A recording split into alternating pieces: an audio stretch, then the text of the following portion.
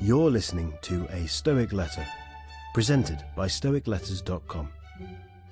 Letter 8, from the epistulae Morales ad Lucilium, on the Philosopher's Seclusion, written by Seneca the Younger and translated by Dr. Richard Gumere. To get a letter from Seneca mailed to your door every week, visit us at stoicletters.com.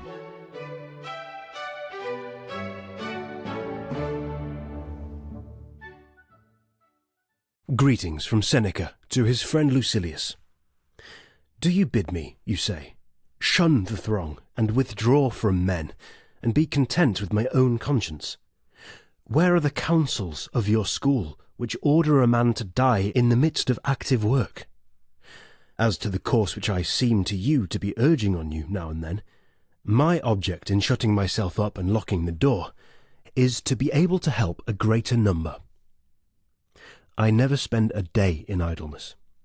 I appropriate even a part of the night for study. I do not allow time for sleep, but yield to it when I must. And when my eyes are wearied with waking and ready to fall shut, I keep them at their task. I have withdrawn not only from men, but from affairs, especially from my own affairs. I am working for later generations, writing down some ideas that may be of assistance to them.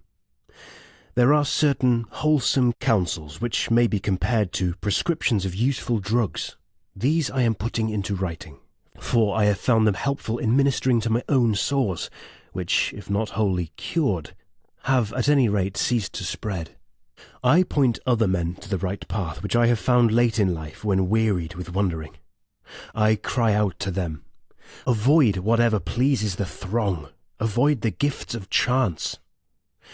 Halt before every good which chance brings to you in a spirit of doubt and fear, for it is the dumb animals and fish that are deceived by tempting hopes.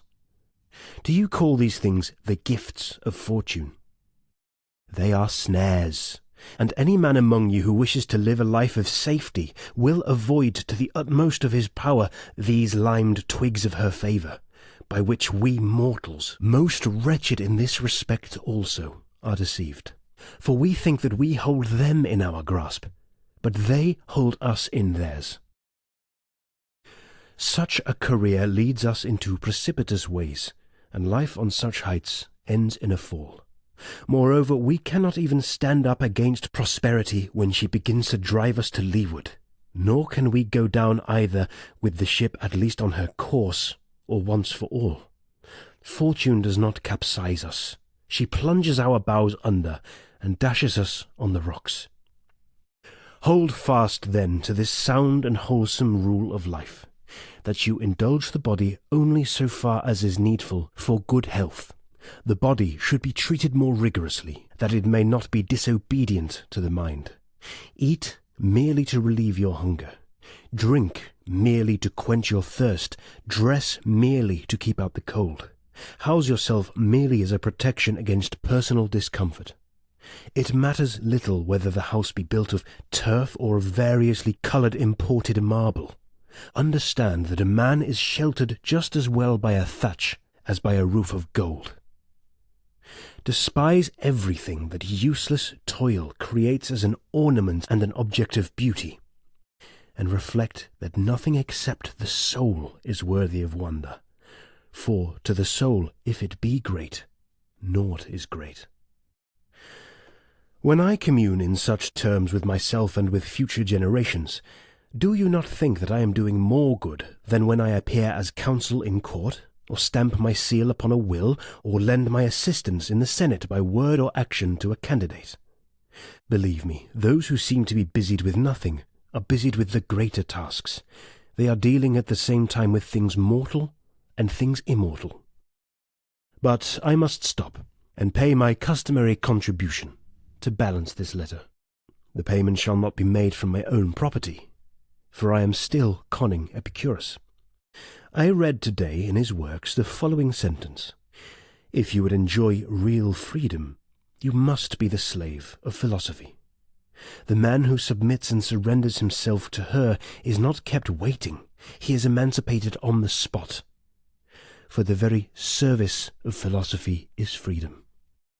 It is likely that you will ask me why I quote so many of Epicurus's noble words instead of words taken from our own school. But is there any reason why you should regard them as sayings of Epicurus and not common property?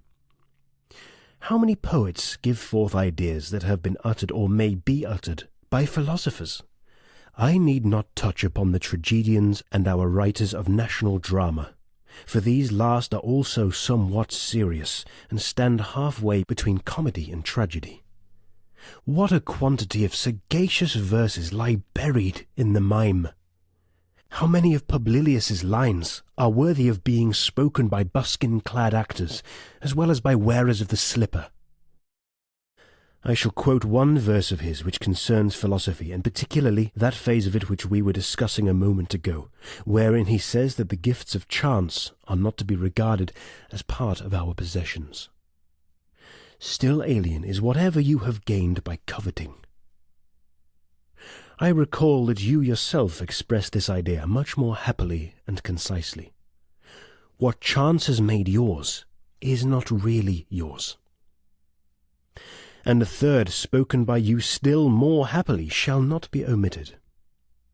The good that could be given can be removed.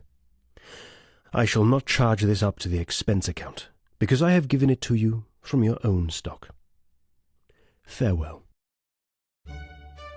This has been a Stoic Letter. If you enjoyed this letter, subscribe in Apple Podcasts, Spotify, CastBox, or your favourite podcast app. A Stoic Letter is a presentation of stoicletters.com, a service which mails you one beautiful Stoic letter every week.